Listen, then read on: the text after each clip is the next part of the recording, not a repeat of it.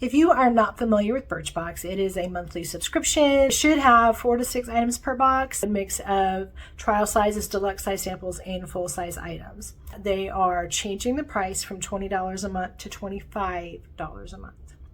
Our first deluxe trial size is a Philip Kingsley, and this is a 5-in-1 styling treatment.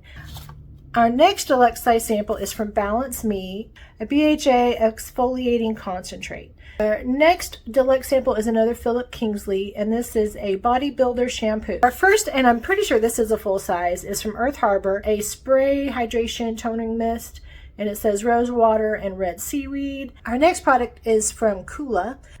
It says it's a Do Good illuminating serum, and it has an SPF of 30. The last full-size product is from Paul Mitchell, and this is our Bond RX Deeply Nourish and Protect treatment. Thank you so much for joining me on Beth Unboxes, and I hope you have a great rest of your day. Bye-bye.